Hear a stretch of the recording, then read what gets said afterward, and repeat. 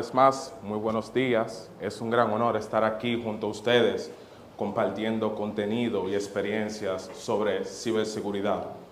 En primer lugar, antes de iniciar, quiero dar gracias especiales a Dios, porque Él es quien me ha dado toda sabiduría, conocimiento y paciencia para lograr cada uno de mis objetivos y poder contribuir. Sin Él no estuviera aquí. Así que toda la honra es a mi Padre, Dios. Amén.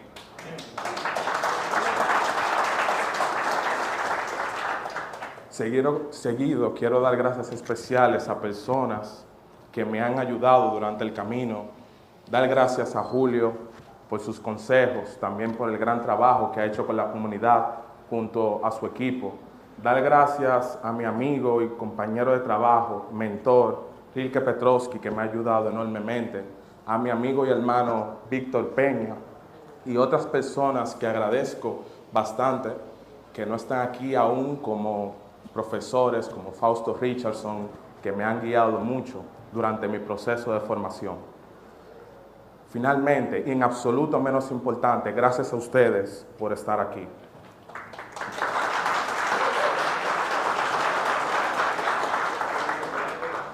Entonces, hoy les traigo Tras las sombras, evadiendo como el adversario. Esto es un poco sobre mí. Voy a pasar rápido porque ya hablaron al respecto. Actualmente soy líder de operaciones de Red Team en Pentrace Cybersecurity, empresa que representa el primer CBA Number Authority de República Dominicana, el Caribe y de Centroamérica. Soy instructor de ciberseguridad en USACH y me gusta hacer security research, desarrollar técnicas y procedimientos en diversas tácticas, evasión de defensas, impacto, acceso a credenciales. Entonces, en el día de hoy, vamos a ver qué es evasión de defensas, Windows 101, arquitectura de un EDR, explotación y o abuso del kernel, ROP local para control de flujos sin corrupción de memoria y Process Hypnosis. Tanto ROP local como Process Hypnosis son procedimientos y técnicas de mi autoría, de mis últimas investigaciones para evadir defensas. En la parte del kernel, la técnica no es mía, pero el procedimiento como tal, es decir, la herramienta, el paso a paso, sí. Entonces, evasión de defensas, ¿qué es? Básicamente, cuando un adversario está llevando a cabo su operación y está realizando tácticas como establecer persistencia a un equipo, robarle las credenciales a un usuario, moverse lateralmente en una red entre los distintos equipos, él quiere y debe garantizar pasar por debajo del radar, es decir, no ser detectado para que sus operaciones no queden frustradas. Esta parte de aquí se llama sobrevolando la pirámide del dolor. ¿Por qué? Porque en la pirámide del dolor, ¿en qué punto es donde usted le inflige mayor daño o dolor a un adversario? En su comportamiento, es decir, las tácticas, técnicas y procedimientos que éste emplea. Entonces, nosotros ahora vamos a sobrevolar la pirámide y vamos a demostrar nuevas técnicas y procedimientos para evadir diversos mecanismos de seguridad y defensa. Primero, es necesario que conozcamos algunos conceptos sobre Windows antes de adentrarnos en las técnicas. Tenemos Win32 API. ¿Qué es una API de Windows? Una API de Windows no es más que una función del sistema operativo, son funciones del sistema operativo que pueden ser llamadas desde un programa que usted desarrolle como usuario.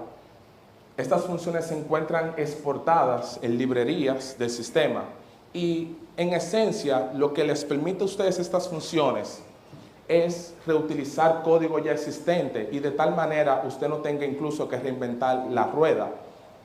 Por ejemplo, usted cada vez que está usando su máquina, por debajo se están llamando un sinnúmero de funciones y servicios a medida que usted hace alguna acción en la máquina. Por ejemplo, si yo voy a crear un archivo, si voy a interactuar con un archivo, se llama por debajo la función createFile. Si voy a hacer una acción como mover un archivo de lugar, se llama una función como moveFile. Entender esto es muy importante porque a partir de este punto dejamos de ver el sistema operativo como una caja negra y ya nada parece magia, sino que entendemos que cada acción, por más mínima que sea, como dar un clic, desencadena un grupo de funciones y servicios que se ejecutan. Asimismo, tenemos lo que se llaman funciones NT o funciones nativas. Estas funciones lo que tienen como propósito es hacer una transición de lo que es el modo de usuario al modo kernel. Más adelante estaremos abundando más al respecto, pero aquí tenemos, por ejemplo, la Win32 API Create Process, como ya bien dije, para crear procesos, que al final termina llamando la función nativa NT Create User Process para hacer la transición al modo kernel. Entonces, nosotros tenemos que entender qué es un EDR. Ahora vamos a pasar con la parte de la arquitectura del mismo y por qué su arquitectura es importante. Un EDR no es más que aquella aplicación que nosotros podemos instalar en un workstation o en un servidor, cuyo fin será colectar datos de la actividad del usuario y de los diferentes procesos que se están llevando a cabo en una máquina, con el fin de detectar o validar si hay algo anómalo. Tenemos ejemplos claros como CrowdStrike, Palo Alto, tenemos SentinelOne. Y aquí viene una parte muy importante, la arquitectura. Nosotros, a la hora de hackear o explotar, tenemos que entender lo que vamos a usar, porque de esa manera es como nosotros descubrimos las técnicas, cómo descubrimos los procedimientos. Una persona que no entienda una arquitectura del sistema a explotar tendrá como resultado que posiblemente puede evadir el EDR, pero no entienda por qué lo hizo. Por eso es que este punto es muy importante. Entonces, en resumidas cuentas, esto es una arquitectura básica de un EDR. Nosotros tenemos un escáner estático que se encarga de analizar los ejecutables del sistema operativo y de analizar la memoria de los procesos para identificar algún patrón malicioso. El Static Scanner viene siendo incluso como la columna vertebral de los antivirus. Tenemos también un driver, que no es más que un programa que se ejecuta en kernel. Y como tal, como está en el kernel, tiene altos privilegios y puede modificar el sistema operativo a su antojo. En este caso, este driver del EDR tiene la capacidad de inyectar librerías en los diversos procesos que se crean de Windows, con el fin de pasar a la parte que se llama Hook DLL. Estas librerías lo que hacen es verificar las distintas funciones que los programas llaman y los argumentos que estas funciones toman para validar si estas funciones realizarán alguna acción maliciosa en el sistema operativo. Que como veremos en lo adelante, hay muchas funciones del sistema que se pueden prestar para ejecutar código malicioso sobre la máquina como tal. Entonces vamos a iniciar ahora con el plato suave, la entrada, que es abusando y explotando el kernel de Windows. El kernel no es más que un área protegida del sistema que contempla estructuras y datos críticos del sistema operativo que idealmente no deberían ser modificados. Aquí también se encuentran servicios que igualmente son críticos del sistema operativo. Eso es el kernel. Entonces, habiendo entendido esto, vamos a pasar a algunas implementaciones de seguridad, mecanismos de seguridad que existen a nivel de kernel. Por ejemplo, tenemos uno muy conocido que se llama Protected Process Line. Protected Process Line lo que hace es proteger un proceso para evitar que éste sea manipulado o incluso terminado por un programa malicioso. Para que nos entendamos mejor, usted no querrá, por ejemplo, que su antivirus sea apagado o desactivado por un malware, un artefacto malicioso. Entonces, cosas como esas es lo que viene a prevenir Protected Process Lite. Protected Process Lite lo podemos ver en procesos del sistema operativo como ELSAS. ELSAS es un proceso que se encarga de autenticar a los usuarios. Cada vez que usted ingresa su usuario y contraseña, él se encarga de esa parte, de validar que esas credenciales son correctas. Por tanto, esto representa una mina de oro para los atacantes, porque en caso de que un atacante pueda leer la memoria de ese proceso, tendrá la capacidad de potencialmente extraer credenciales de los usuarios. Entonces, con Protected Process Lite prevenimos tal abuso. Aquí podemos ver cómo lo identificamos.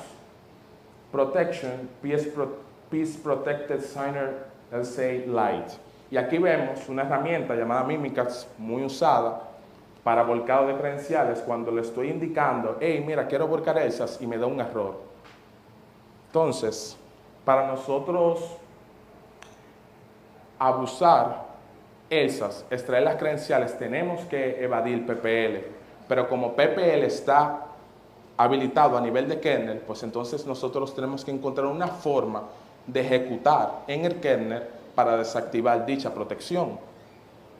Asimismo, nosotros lo podemos encontrar, como ya dije previamente, en los antivirus. En este caso, este es el proceso de Windows Defender y vemos que la protección es PS Protected Signer Anti-Malware Lite. Bien, ahora vamos a entrar un poquito más profundo en lo que es los internals de un Protected Process Lite. No se asusten con esas estructuras, pueden dar un poco de pánico al inicio, pero ¿en qué consiste básicamente? Todo proceso que se crea en el sistema operativo a nivel de kernel está representado por una estructura. Esa estructura lo que contiene es información general sobre el proceso. Por ejemplo, ¿cuál es el nombre del proceso? Notepad.exe, Chrome.exe y también datos como cuál es el ID del proceso número 5000, 7500, por decir algo. Eso es. ¿Qué pasa? Dentro de esa estructura hay otras subestructuras y la que nos interesa es una que se llama PS Protection. PS Protection es lo que define si un proceso es un PPL o no. Cuando nosotros creamos procesos normales en nuestra máquina, es decir, que usted abre su navegador, abre la calculadora, esta estructura está nula. Ahora, si vemos esta estructura de cara a un antivirus, por ejemplo, un EDR, nosotros veremos que tiene valores como los que tenemos en pantalla. Por ejemplo, dice que en el parámetro llamado Signer tenemos que es un Peace Protected Signer Anti-Malware. Ese valor es lo que indica, hey, mira, esto es un antivirus, esto es un producto anti-malware. Entonces, para nosotros evadir esto, simplemente podríamos quitarle ese valor, ponerle, por ejemplo, un 0, y ya automáticamente ya el proceso deja de ser un PPL.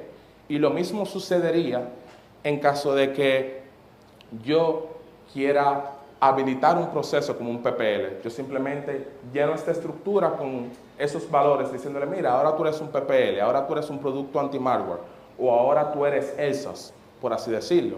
Y ahora vamos a ver cuáles son los beneficios, ventajas de yo hacer tal cosa. Entonces, ¿cómo yo puedo conseguir acceso a nivel de kernel para ejecutar código? Bueno, a través de un driver. ¿Cómo funciona esto? Muy simple. En kernel yo tengo mi driver malicioso corriendo, también se le puede conocer como un rootkit que corre a nivel de kernel. Y yo tengo en el modo usuario, tengo un programa que es el que va a interactuar con mi driver. Entonces, yo lo que le digo con mi programa, hey, driver, yo quiero que tú me ejecutes esta función. Yo le doy una orden a él. Y esa función que le diré que me ejecute es la que se encargará de habilitar que un proceso sea un PPL o deshabilitarle esa protección. Así a grandes rasgos es como funciona. esto. Entonces, aquí se cortó, pero tenemos el driver corriendo.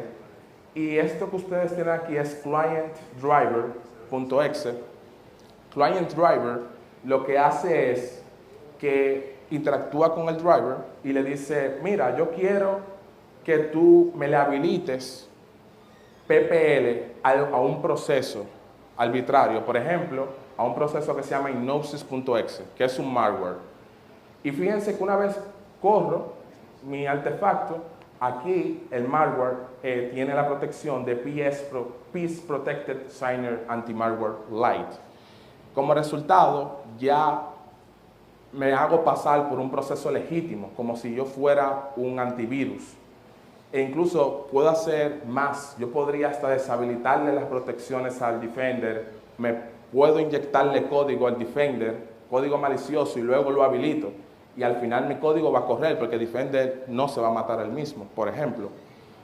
Entonces, esto es Bring Your Own Anti-Malware.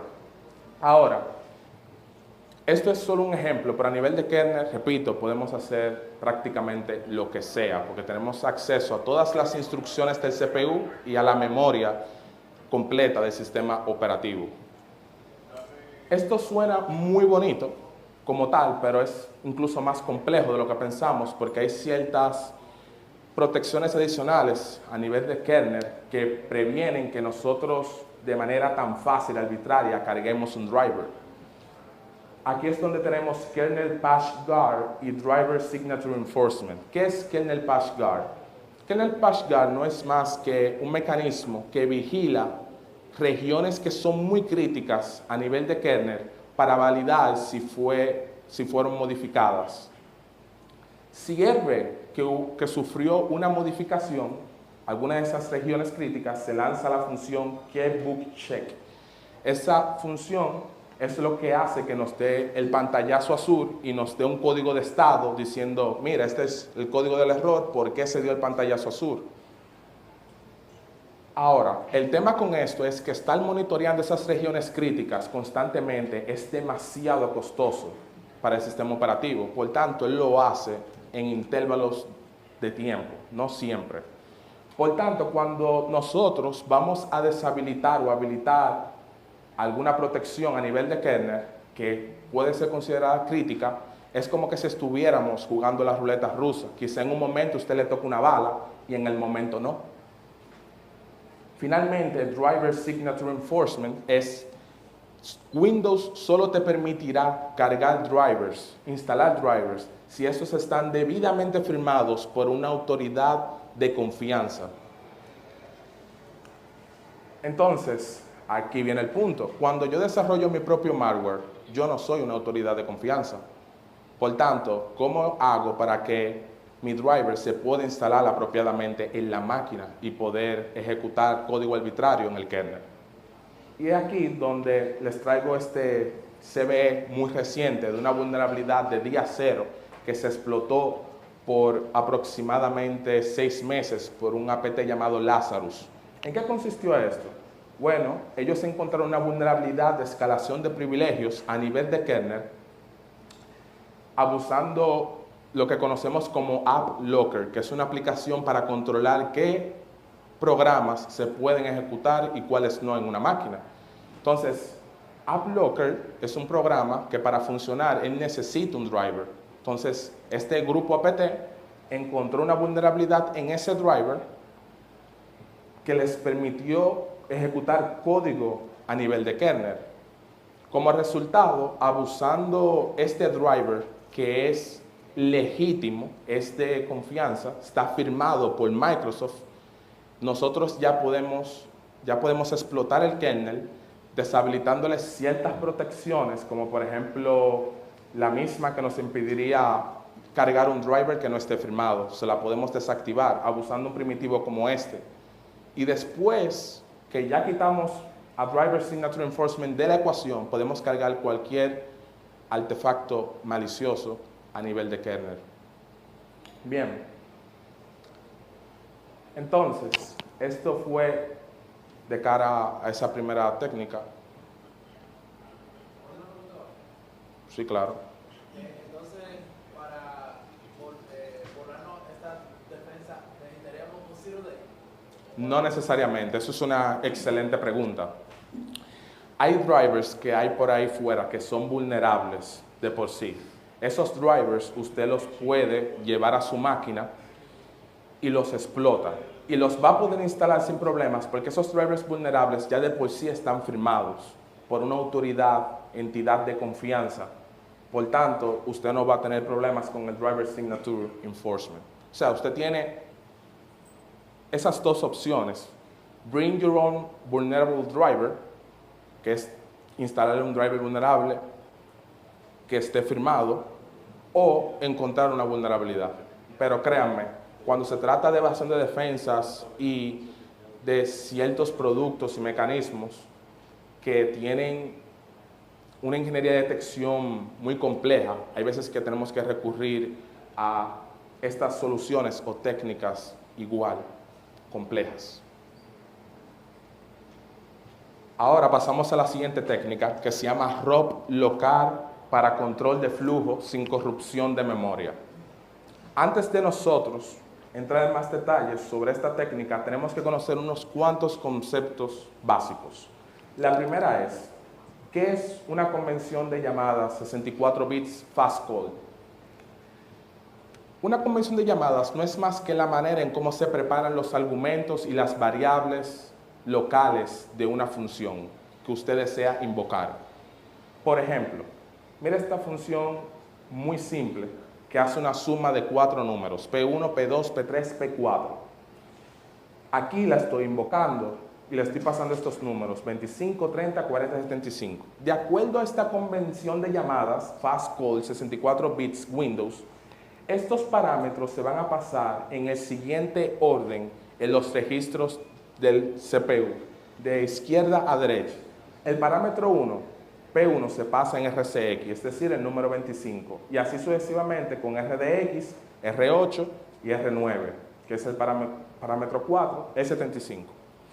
Cuando ya el CPU tiene estos valores almacenados, él hace la suma o la operación correspondiente y le devuelve el valor al usuario. Le dice, mira, esto es lo que da.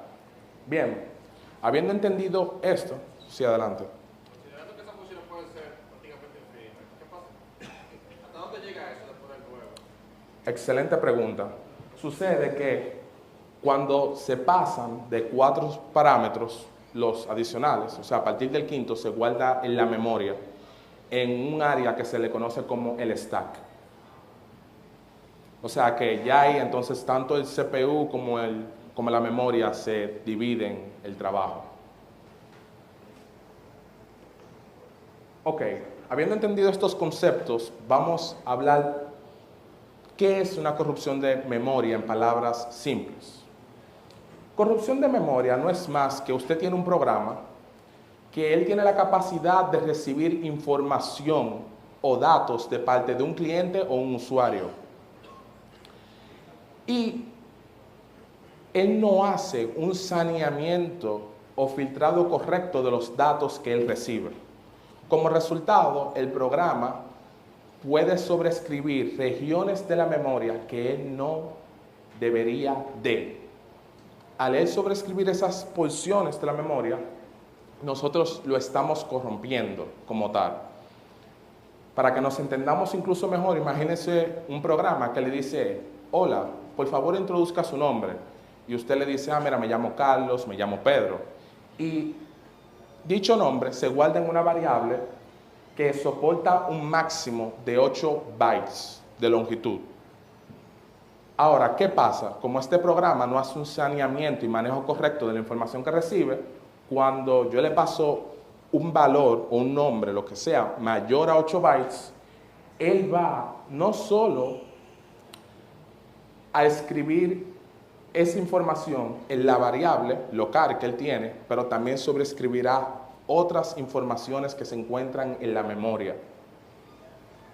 Aquí vemos una imagen a la derecha donde tenemos la memoria como tal y vemos cómo la entrada del usuario, que en este caso es el hexadecimal 41, que es la letra A mayúscula, va llenando la memoria hasta que nosotros ocupamos esa parte que está en rojo, que se llama dirección de retorno.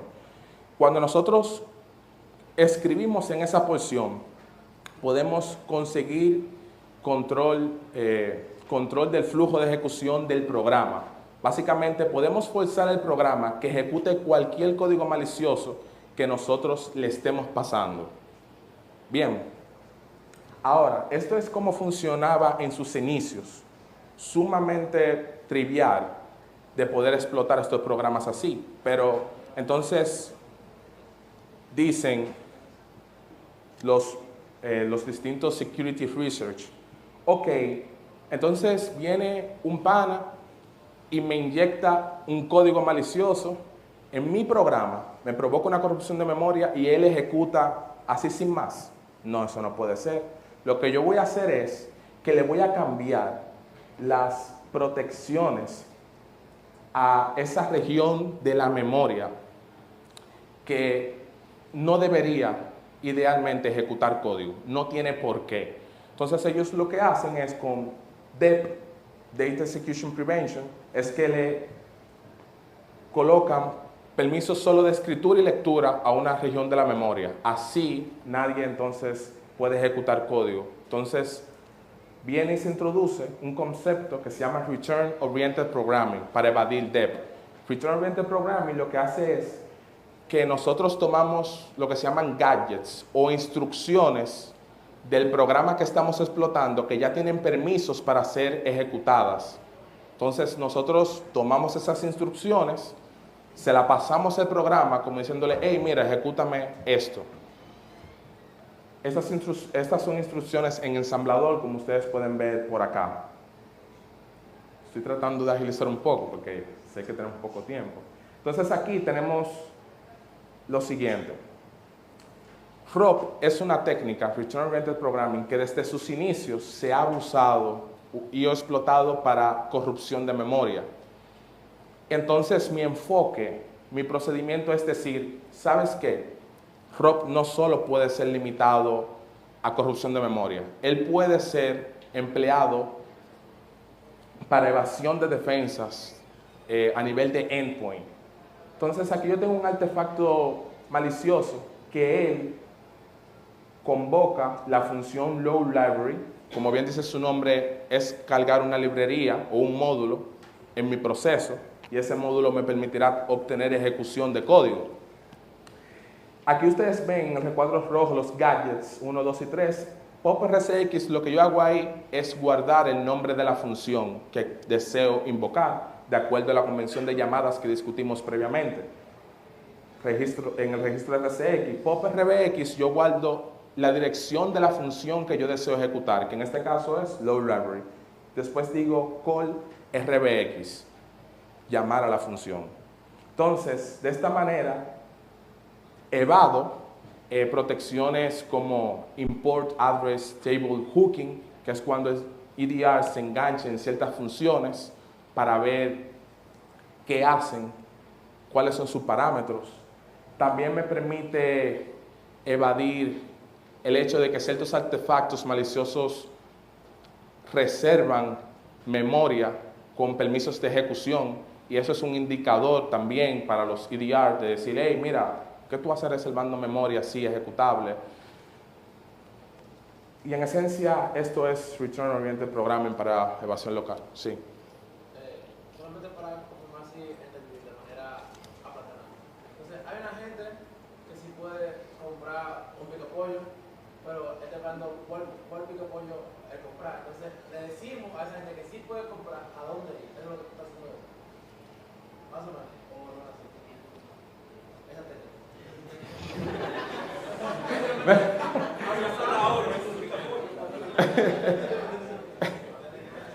Me perdiste con lo del picapollo ahí.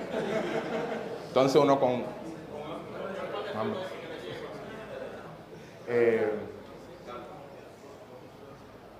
Ok, entonces ya finalmente les traigo una de mis últimas técnicas que no la había publicado hasta ahora de evasión que se llama Process Hypnosis. Process Hypnosis, ¿en qué consiste? Bueno, primero tenemos que entender qué es una inyección clásica de procesos. No es más que usted tiene un proceso A malicioso que le inyecta o escribe código en un proceso remoto legítimo, como por ejemplo Notepad. Ese código me puede permitir establecer persistencia, escalación de privilegios, establecer un comando y control, como explicó Robert. Y de esa manera yo evado defensas porque estoy ejecutando código en un proceso legítimo e incluso podría hasta escalar privilegios en ciertos escenarios. ¿Cómo funciona? Simplemente usted tiene el proceso malicioso A, que le dice el proceso B vía Open Process: hey, mira, yo quiero interactuar contigo, es decir, yo quiero realizar algunas operaciones sobre ti. Siguiente, llamo a la función virtualalogx diciéndole al proceso B: mira, resérvame este espacio en memoria porque quiero escribir un código malicioso en ti. Proceso, la parte 3, write process memory, para escribir mi código malicioso en el espacio que previamente reservé. Y finalmente, con create remote thread, yo digo: hey, código, ejecútate. Eso es como funciona. Ahora, esta técnica es muy clásica, muy base y es muy conocida, muy detectable. Ya han surgido otras técnicas y procedimientos para mejorar esta. Entonces aquí es donde traigo la mía. Process Hypnosis. Existe una manera donde nosotros podemos ejecutar código en un proceso remoto sin tener que reservar memoria, sin tener que crear un hilo de ejecución. No tenemos que incluso llamar ciertas APIs y valores que están muy detectados por los antivirus y también ideal, como create suspended, resume thread, get procades, get module handle, porque son funciones se usan bastante para hacer acciones maliciosas. Entonces, antes de nada tenemos que comprender un concepto muy importante llamado freeze del sistema operativo. Freeze es similar a lo que nosotros conocemos como suspensión. Es decir, nosotros podemos decirle a un hilo del sistema operativo: hey, mira, no te ejecutes todavía, frénate. Un hilo no es más que una entidad que se ha programado para que ejecute un código. Entonces yo lo que le digo con freeze: hey, no me ejecutes nada todavía, detente. Similar a lo que se conoce como suspensión, pero no es lo mismo. Por eso es que Process Hypnosis es evasivo, tiene un comportamiento diferente a lo habitual. Durante mi research me puse a indagar cómo funciona. Aquí estoy debugueando el kernel de Windows y veo que cada vez que yo creo un proceso en modo debug, que es lo que hace Process Hypnosis se comporta como un debugger. Cada vez que creo ese proceso, donde le digo: hey, mira, yo te quiero debuguear, el kernel de Windows llama la función piece_thaw_process. Entonces, así es como funciona Process Hypnosis, resumido. Él llama la función createProcess, que ya la vimos previamente, y le pasa el flag de debugProcess. Bien, en ese punto, ¿qué es lo que sucede? Ya está congelado el hilo principal. Después se llama la API waitForDebugEvent desde el proceso debugger, diciendo: hey, voy a esperar para que me envíes los diferentes eventos. Entonces, yo monitoreo si el evento que me llega es createProcessDebugEvent. ¿Por qué? Porque createProcessDebugEvent me da el código legítimo que estaba inicialmente, se ejecuta el que yo inyecté, mi código malicioso. Aquí lo vemos en acción. Yo estoy enumerando todas las librerías que se cargan en el proceso, junto con su nombre. Enumero las funciones también, los nuevos hilos que se crean, y es información muy relevante que la podemos aprovechar para hacer acciones o técnicas posteriores. Y aquí vemos Process Hypnosis cuando estoy ejecutando ya el código malicioso que escribí, cuando hago un detach. Y lo que evadimos básicamente es IAT hooking, ETW, inline hooking, que son, como dije previamente, mecanismos que usa el IDR para ver qué funciones se llaman y si estas van a hacer algo malicioso. Y durante mi research, la parte de detección, ya para finalizar, es que el proceso que estoy debugueando, el proceso que creé en modo debug, en este caso fue MRT, Microsoft Removal Tool, llama esta función RTL Query Process Debug Information Remote. El problema está con esa función es que no aparece en ningún lado, nadie sabe de ella, ni siquiera en los libros de Windows Internals, ni en la documentación de Microsoft. O sea, esto es un indicador, pero no es un indicador conocido. O sea, que hay que hacer un research más profundo sobre esta API para nosotros poder hacerle frente a una técnica como Process Hypnosis. Entonces, señores, eso fue todo. ¡Excelente!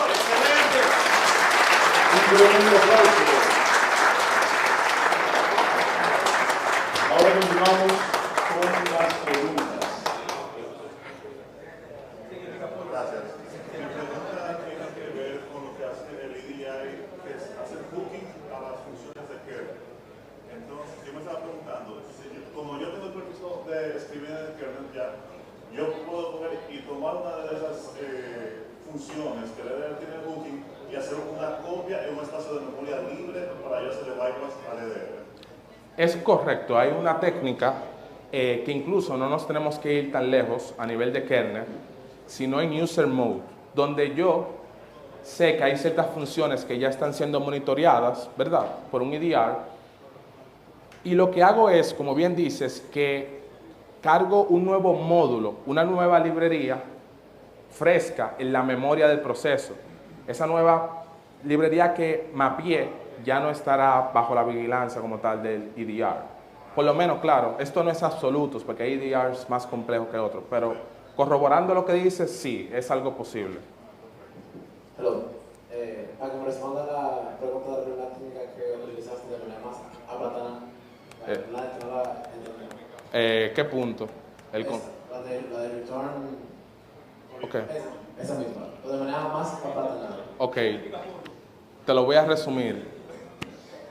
Yo tengo una corrupción de memoria donde puedo escribir áreas de la memoria que yo no debería.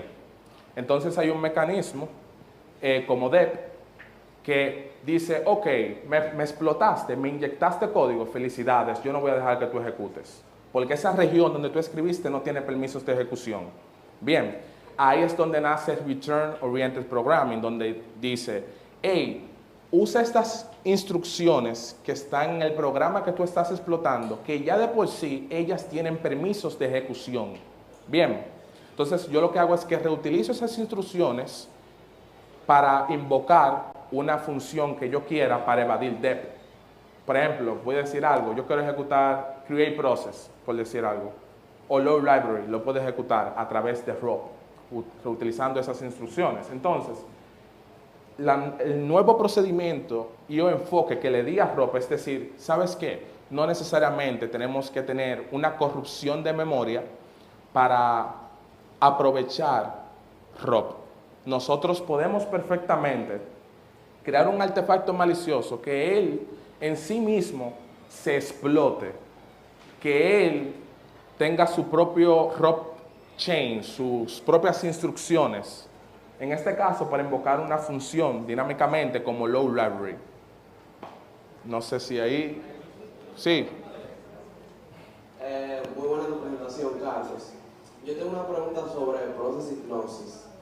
Yo como Blue Teamer, ¿qué clase de, por ejemplo, para crear una regla Yara o cualquier tipo de problema, de cosa para detección, qué indicadores de compromiso tendría un procedimiento como Process Hypnosis para yo poder crear una regla? ¿O cuál sería el punto débil de ese procedimiento para yo lograr una detección, ya que el EDR no puede con esto mismo? Bueno, tú tienes múltiples formas en cómo tú podrías abordar esto. Por ejemplo, una de ellas es la siguiente. Process Hypnosis es un artefacto malicioso que no está firmado, porque fue un artefacto que creé yo. Entonces tú podrías buscar un indicador como, ok, un proceso que no está firmado acaba de crear un proceso en modo debug. Es algo digno de investigar. Ahora, aunque esto puede ser una solución, un atacante más sofisticado te va a decir, ok, no hay problema. ¿Cómo te lo evado? En un ambiente altamente restrictivo, uso un debugger, por ejemplo, que ya esté firmado, que sea de confianza, como WinDebug, por ejemplo, y ejecuto este mismo patrón, este mismo comportamiento de Process Hypnosis como tal. Aparte de esto, si tú tienes o has jugado con soluciones como Sysmon, por ejemplo, cada vez que tú creas un proceso, tú tienes la capacidad de registrar o tener un evento, que creo que es el número 1, de cuando se crea un nuevo proceso, básicamente. Y de ahí tú sacas información relevante, como quién fue que creó este proceso. Entonces ahí se evalúan ciertas cosas, como quién es su papá, por igual eso también se evade.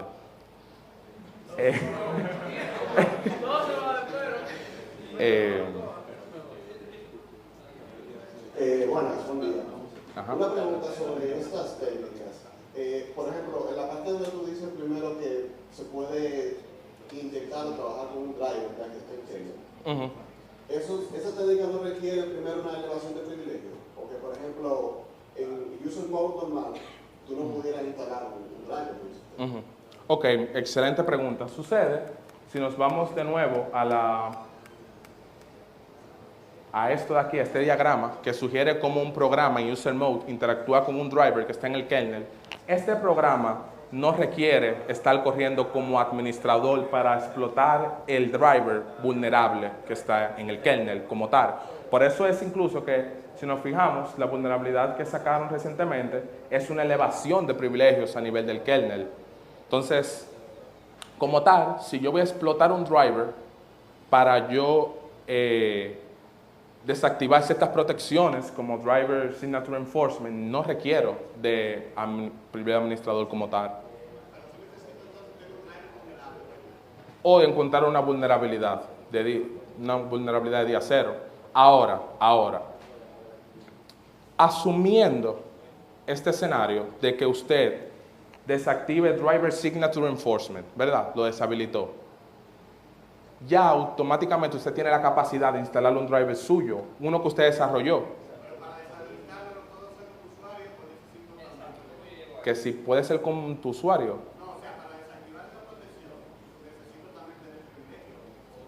Sí, requieres privilegios, pero no administrativos. Porque el artefacto que interactúa con el driver que está en el kernel no requiere estar elevado, estar en un contexto de administrador como tal. Él simplemente interactúa, habla con él. Le dice, hey driver, mira, haz esto y esto y esto por mí, como tal. Entonces ahí es donde está el abuso. Carlos, muchas felicidades por el descubrimiento y demás. Asumiendo que ya reportaste la técnica, ¿cuál ha sido la respuesta del proveedor? A los proveedores yo no las he reportado como tal, ninguna de estas técnicas. De hecho, ustedes son los primeros que ven estas técnicas como tal. Sí la comenté con algunos security research del área que se dedican explícitamente a desarrollo de artefactos maliciosos y ellos próximamente estarán haciendo un disclosure responsable de estas técnicas. Pero como tal, ustedes serían los primeros, ningún vendor.